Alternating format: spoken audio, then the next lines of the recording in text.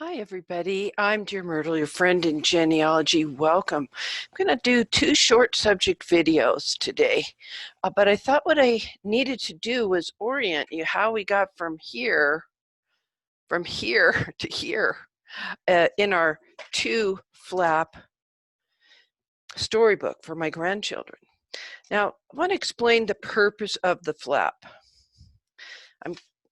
There's a little hinge here with that's a paper hinge hiding behind here that is hiding this pocket that becomes a flap and opens up, and is another way for engaging the grandchildren in exploring this storybook. And in the storybook, I mean, this pocket is strictly to hold little embellishments and decorative items that on the back I'm going to be able to provide another element of the story, because I'm planning to do, like Red Book used to do a story complete on these 2 pages. Well, it's more than 2 pages when you count all these little elements that the grandchildren have to pull out, read the back, pull out, see a photo, whatever it is. Here's a bigger space, and I can imagine putting more photos on the back as I tell the story. Now, the other flap up here has 2 little tags. One of them is embellished with a little key. And then this, I'm going to write on the back of this, and I hope it's not too light. I hope you can see that there's a slight design on this, and that I've used my archival ink to age the edges of it. Okay, so in addition to that, let's look at the interior. Holding my inspiration piece, which came from this same set of paper, really like those words, "be kind."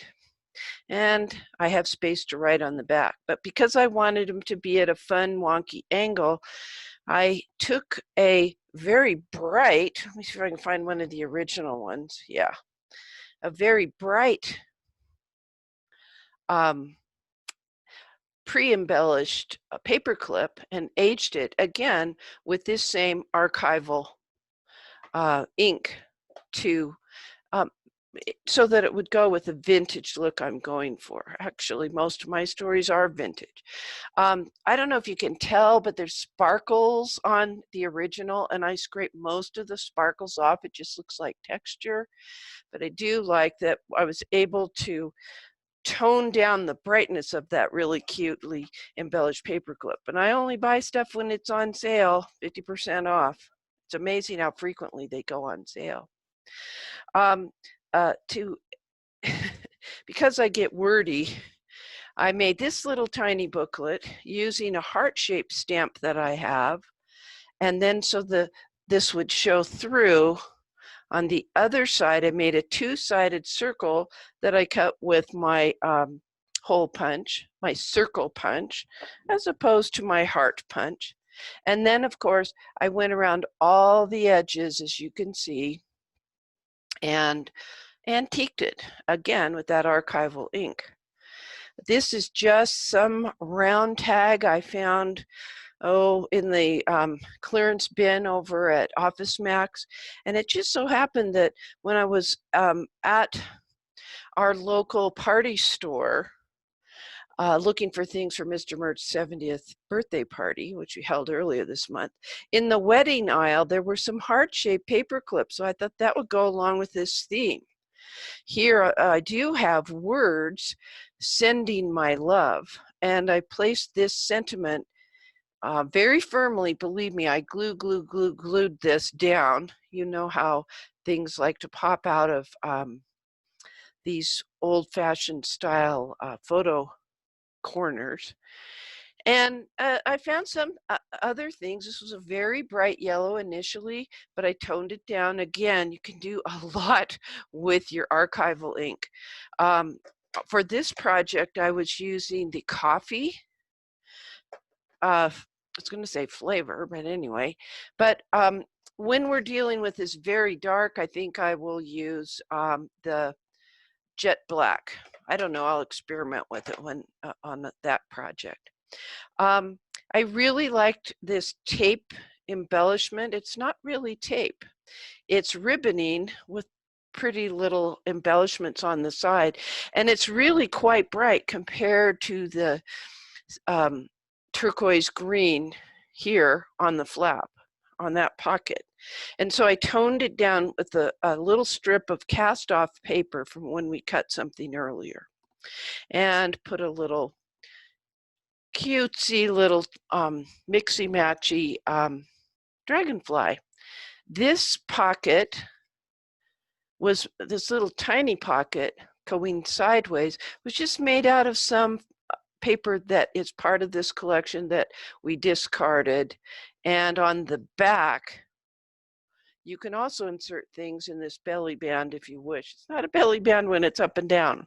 Well, I'm still calling it the belly band, as so many do in the world of paper crafting. Anyway, so our goal today in this segment is to make this pocket without a template. And the fact that you're doing it without a template really helps if, when you are using my template, and I'll put the link to the template down below, if you didn't quite make your flaps 3.5 inches, if maybe you cut on the other side of the line or something like that. We started out with a business size envelope. I traced around it. The envelope is just for size, and because I was working with what another paper crafter had suggested, in fact, there's a lot of things on YouTube where they use the business size envelope as the basis. I don't think you need to have a business size envelope. In fact, I think you should use craft paper that's thicker because these little wings are going to have to flap back and forth. And we already know that I had a challenge with my paper being a little bit dry here in this Utah climate. Okay, so what are we doing? Well, first of all, we're going to go to a flap and we're going to turn it in. This is just going to become a hinge later. I've already matched up though. Let's see if this is the one for here. Yes. I cut paper based on what fits this little flap that's going to become the hinge. Let me move up so you can see it. Okay. But for figuring out where to fold it, I'm folding it in, which I won't do in the final. And I'll move this all the way over. This is going to be this front portion of the flap. Let me move some of this stuff. I'm still learning how to do this kind of stuff and demonstrate it. In fact, that might work a little better. Okay, so we're making this flap. This will have been folded in our final product. So will this flap. But in order to make it easy on yourself, just push your pocket paper, didn't say fabric, all the way over to where that edge will be. And then lift it up and fold it right along that edge. Now remember, I had moved my flap in. Now what we end up with is all this paper over here. That's okay. We want it to be there temporarily because we need two sides to our pocket and we need a little bit of space, extra space right along here before we cut it that will become part of that strong hinge. So, great, I did all this work trying to get here in one piece and didn't make it. I had the Windows update, isn't that always the way? All right, so I'm going to mark about where I want to trim it. Pencil. And it only has to be a 1/2 inch or so. Nothing terribly exact, but you can see when I've cut it that it's going to end up that this side's going to be shorter than this side, and that's what we want. Let me show you. Okay, move all these extras to the side. And this is what it's going to look like. We're going to then, see how it's wider?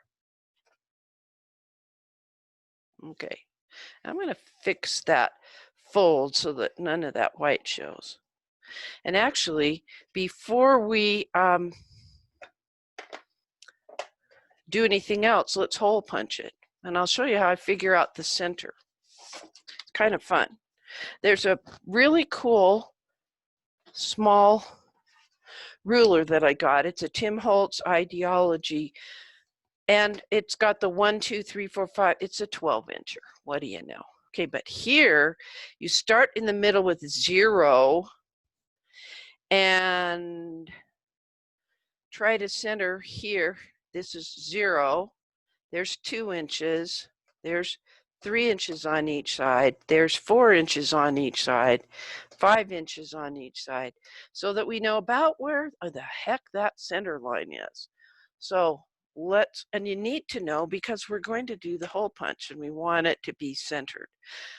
We only have to do half of this hole punch because it's just going to be a reveal in our pocket. So I'm going to put a little, I've centered it. It's a little over 2 inches on each side centered. Okay, and let me show you this. This hole punch by the Paper Studio does circles. It's got a center mark right here and also one on each side right there. And the reason you have that is, in my case, when I want to do a half of a circle, I don't want it to be crooked. I want it to be straight. So I have to line all these little things up. And let's do it. It's lined up. Okay, now we've got our little reveal portion of the pocket.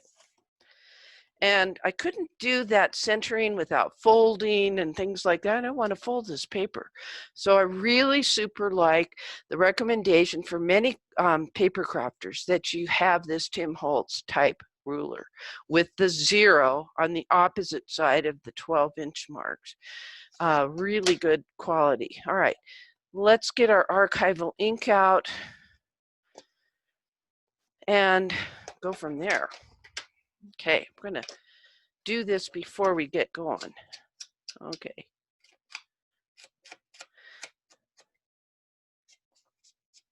I like to make this look aged. After all, stories from my childhood are clear previous century as far as my grandchildren are concerned. Okay, and I'm going to do it here against that side because that's going to show. And we want to do it on the other side because we do look at both sides of the flap. Let me show you both sides there. So we are going to do the inking here as well.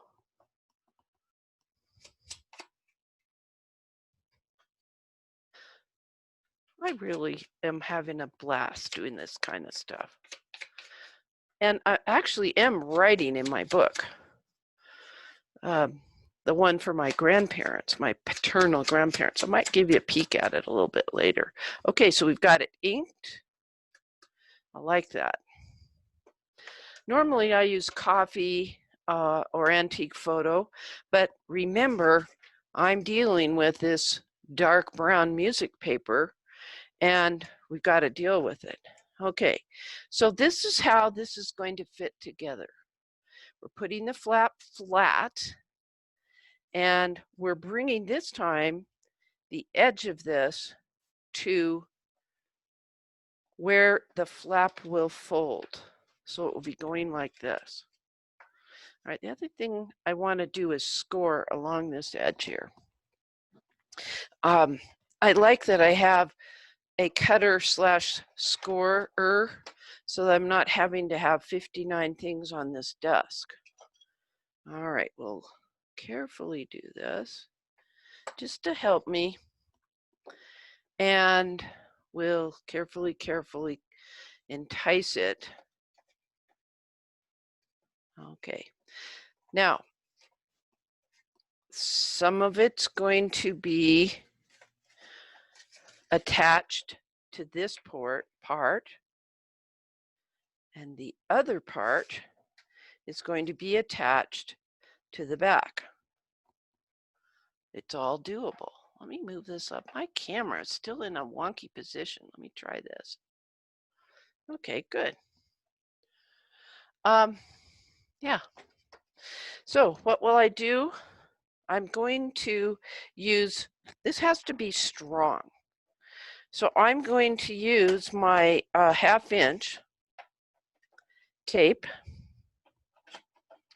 And let me get out the, okay, there's my little cutter. I'm going to put a 1/2 inch of tape here on the flap. And it helps if you do it straight, old Mert. And use this. This is really, you're supposed to put a little plastic stamp on this and hold on to it and stamp to your heart's content, but I like to use the edge to trim rather than picking up my scissors all the time. I also need something on this back flap. And the thing is, this double stick tape, man, it really sticks to your fingers. And it really sticks to our paper. So in order to have what we call wiggle room, I'm going to apply some glue. And I have been trying that glitter glue, which is what they call it, art glitter glue, glitter glue. And I'm going to put that on here. Oops, guess we got to take off that little part and pull out. This is a Tim Holtz picker. Has a little retractable pinpoint. All right, let's do this one as well.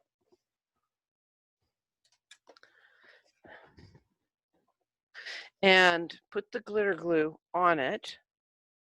And that is a very fine line. But what it does is it doesn't set immediately like the tape does, but it's very good, strong glue. Okay. And I always have to make a point of putting this back in. Okay. All right, now we are going to, I'm going to hold this up so I don't get the glue all over my cutting board here. And see, I was slightly off when I first placed it. That would have never done, wouldn't have been movable if I didn't use that glue. Okay, it is now adhered to that flap. And now we'll put this one down. And that gives it stability on the far side. So we will be able to fold it and move it just as we have done with the other one. That's how you do the flap without a template. Got it? By George, I think we've got it. All right, forgot to do one tiny thing, but that's okay. Let me show you. I forgot to seal the bottom of this. So it's really cool that I have this new glue because it's got that really fine tip. So let me pull that out. And we will put a thin line of glue from the corner all the way across. Believe me, this is very nice, strong glue. Art glitter glue. Don't worry, I'll put the link down in the show notes. What you need to do if you like these things, I want to talk genealogy as well, click the subscribe button. Also, They have a new thing where you have to click the bell so that you'll receive notifications when I do a new video.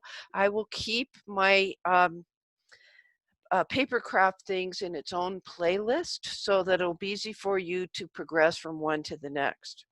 And that's how we make that little pocket with the hinge. So it's a flap pocket. Instead of being put on a solid surface, we're relying on the flaps for that hinge. And it's double wide because we extended a flap from our base to about this point in the pocket.